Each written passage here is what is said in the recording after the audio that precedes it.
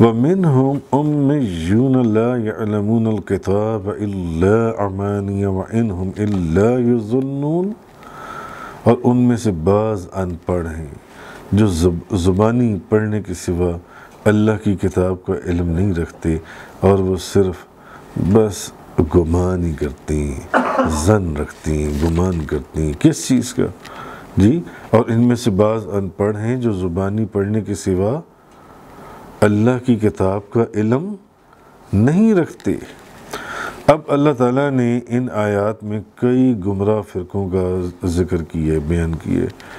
پہلے اس فرقے کا بیان کیا ہے جو اللہ کے کلام میں تحریف کرتا ہے، پھر دوسرے فرقے کا بیان کیا ہے جو منافق ہیں،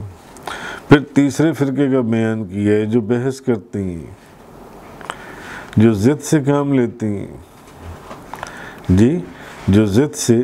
کام لیتے ہیں۔ اب اللہ تبارک و تعالیٰ نے پہلے تو یہ بیان کر دیا کہ جب یہ یہودی جو ہیں مسلمانوں سے ملتے ہیں تو یہ ان کو کہتے ہیں کہ ہم ایمان لے آئے، ہم تو مسلمان ہیں، یہ مسلمانوں کو دھوکہ دیتے ہیں مسلمانوں کو۔ اس سے پہلے خدا نے یہ بھی بیان کر دیا کہ یہ تورات کے اندر تحریف کرتے ہیں،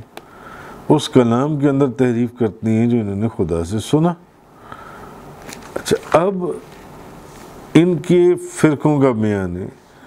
کہ پہلا فرقہ وہ ہے جو کلام میں تحریف کرتا ہے، دوسرا فرقہ وہ ہے جو منافق ہیں، وہ ہیں ہی منافق، اور تیسرے فرقے کا بیان کیا یہ وہ فرقہ ہے جو بحث کرتے ہیں، آگے سے بحث کرتے ہیں اور ضد سے کام لیتے ہیں، یا اپنی، جیسے میں نے کل ذکر کیا تھا، انٹرپریٹیشنز کرتی ہیں، اور یہ کہتے تھے کہ مسلمانوں کے، جس کی مثال میں نے بھی پیچھے دی، کہ مسلمانوں کے سامنے اگر تورات کی اصل آیات بتاؤ گے تو مسلمان انہی آیات کو تمہارے اوپر حجت بنا لیں گے، پھر کیا کرو گے بتاؤ۔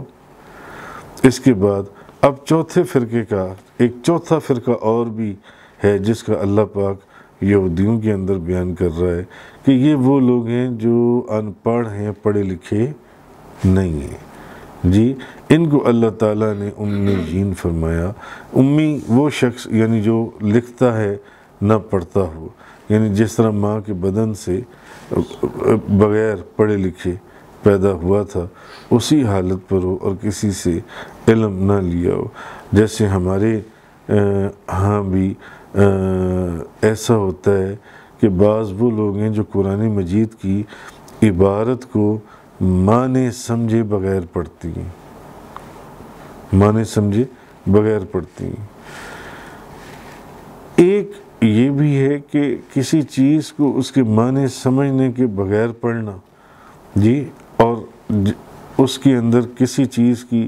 پھر اس میں تمنا اور آرزو کرنا، یعنی ان کی صرف تمنائیں ہیں کہ اللہ تعالیٰ، وہ یہ سمجھتی ہیں کہ اللہ تعالیٰ ان کو معاف کر دے گا اور ان پر رحم فرمائے گا اور ان کے گناہوں پر گرفت نہیں فرمائے گا، اور ان کے آباء و اجداد میں جو انبیاء ہیں وہ ان کی شفاعت کریں گے، یا جو ان کے علماء کہا کرتے تھے کہ دوزخ کی آگ صرف ان کو 1 یا 2 دن جلائے گی، اس سے زیادہ اس نے ہمیں نہیں جلانا۔ اس آیت کے اندر وہ ان لوگوں کا ذکر ہے جو صرف جھوٹی اور من گھڑت باتیں جو انہوں نے اپنے ذہن اور دل میں بنا رکھی ہیں کہ نہیں خدا ہمیں عذاب نہیں دے گا، نہیں ہم خدا کے پیاری ہیں، یا اگر عذاب دیا تو 1 دن یا 2 دن کا ہوگا۔ تو یہ وہ لوگ ہیں جن کو کتاب کا کوئی علم نہیں ہے، اور جو سنی سنائی باتیں اور انہی کے اوپر یہ اپنا گمان رکھے چلے آ رہے ہیں۔